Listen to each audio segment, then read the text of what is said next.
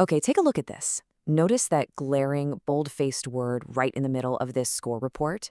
Fail. Your score, 68, passing, 75. Man, it is an absolute gut punch. But here's the thing. You're looking at a completely preventable situation. The domain that trips up so many test takers, the area where they just bleed points unnecessarily, is the operational and procedural rules of real estate brokerage. We're not going to let this failing score become your reality. Instead, consider this explainer your ultimate exam survival guide for Florida real estate license law. Welcome to the explainer. I am so incredibly pumped to guide you through this material today. We're going to decode the exact, down-to-the-letter operational rules you need to know to pass the Florida real estate exam with flying colors. We're stripping away all the fluff and focusing strictly on what the Florida statutes and administrative code actually demand from you as a licensee. By the end of this session, you'll be dodging exam traps like an absolute pro. So here's our roadmap for this session. 1. Offices and signs.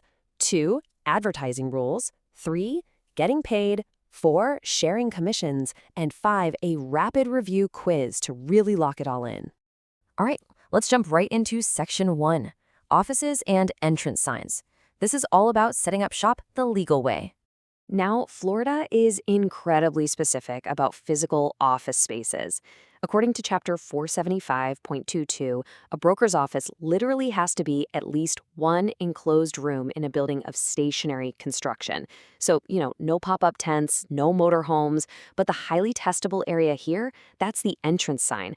Every principal and branch office must have a sign that's easily observed.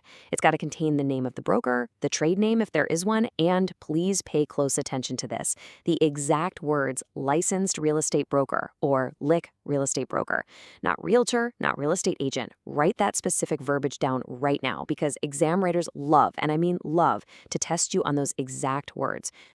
Moving on, a really crucial point is understanding the difference between your principal office and a branch office. If a broker wants to conduct business from an additional location, they've got to register it as a branch office and pay a fee. But here is the massive trap flag for your exam. Under Rule 61J2-10.023, if a broker closes a branch office and opens a new one at a totally different location, that registration is strictly non-transferable. You can't just cross out the old address and write in the new one. No way. A new location means a completely new registration and a new fee. Though, actually, a quick side note. If they want to reopen that original branch location during the same license period, they can do that without paying another fee. Moving right along to Section 2, the rules of advertising, keeping it clear and compliant. You see, misleading the public or hiding your identity is a fast track to a violation. So think about this for a quick second. What exactly is a blind ad? Have you ever been driving down the street and seen a real estate sign on a corner that just says something like, "House for sale, call 555-1234"? Well, that is the perfect example of a blind ad. By definition, a blind ad is an advertisement that completely fails to include the licensed name of the brokerage firm. Basically, all advertising must be done in a way that a reasonable person actually knows they're dealing with a real estate licensee.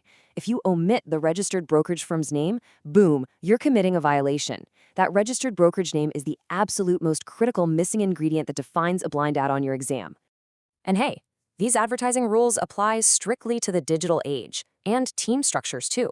For internet ads, the brokerage firm name must be placed directly adjacent to or immediately above or below the point of contact information. Also, if you're operating as a team or group, your team name absolutely cannot be in larger print than the registered brokerage name. The brokerage must always be the most prominent feature. On top of that, teams are completely forbidden from using words that suggest they're their own separate entity. Words like agency, brokerage, company, corporation, or LLC, those are strictly prohibited in team names. All right, get ready for Section 3, getting paid. Compensation rules. The golden rule of real estate income. I really need you to be on high alert right now because we're approaching the biggest trap on the entire exam. Seriously, burn this into your memory right now. As a sales associate, you can receive compensation only from your registered employer. Period. No exceptions. Not from the buyer, not from the seller, not from the title company, and definitely not from another broker. Only from your registered employer. This comes straight out of Chapter 475.42 of the Florida statutes. It says, a sales associate may not collect any money in connection with any real estate brokerage transaction except in the name of the employer and with the express consent of the employer. Listen, exam questions are absolutely going to try to trick you here. They'll give you a scenario where a seller is so thrilled with your hard work that they hand you a $1,000 bonus check directly at the closing table. The exam will innocently ask if you can accept it. The answer is a resounding no. You have to politely decline, explain the law, and tell them the check must be made payable directly to your brokerage. Okay, let's tackle Section 4, sharing commissions and referrals. Essentially, who can get a cut? Now, a crucial trap involves out-of-state brokers. Can a Florida broker pay a referral fee to a broker licensed in another state? Well, yes, it is perfectly legal to pay a referral fee or share a commission with a foreign broker. But there is one massive condition here. That out-of-state broker cannot violate any Florida laws. Practically speaking, this means the out-of-state broker cannot physically travel to Florida to participate in the transaction. If they stay in their home state and simply send the referral your way, yep, you can absolutely cut them a check.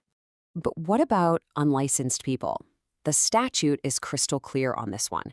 Never pay an unlicensed person a commission or fee for real estate services. It's a massive violation of Chapter 475 to share a commission with someone who isn't properly licensed. That means you cannot pay your unlicensed neighbor a quick finder's fee just for sending a buyer your way. That's a huge misconception in the industry, and trust me, it will cost you your license. All right, we made it to Section 5, the Rapid Review Exam Quiz. Let's test your knowledge. Here's how this is going to work. I'm going to read a scenario, and then I'll pause. I literally want you to shout the answer out loud right wherever you are. Active recall is what guarantees a passing score. Ready? Let's go. Question 1. A broker closes a branch office and opens a new one across town. Can they just transfer the branch registration? What do you think? The answer is no. Registrations are absolutely not transferable. Remember the formula. A new location equals a completely new registration and a new fee. Okay, question 2. A seller is absolutely thrilled with your service and offers you a $500 bonus check directly. Can you accept it? Say it out loud. No, you can only collect compensation from your registered employer. This is the ultimate trap, guys. Do not fall for it on test day. Moving on, question 3. Can a Florida broker pay a referral fee to a real estate broker licensed in Georgia? Yes, you can, as long as the out-of-state broker does not violate any Florida laws, meaning they absolutely do not come into Florida to conduct any real estate activities. All right, here is our final rapid-fire question. Question 4. What exact phrasing must be on a brokerage entrance sign besides the broker's name and trade name? Think back to the very beginning of this explainer. Licensed real estate broker or LIC real estate broker. Fantastic job! Mastering these foundational operational rules ensures you won't see that failing score report we started with today. Keep reviewing these notes, test your memory, and go crush that exam. But ask yourself this. Once you actually have that license in hand, do you know the legal landmines of representing international buyers in Florida? That's a whole different rulebook we'll have to decode next time.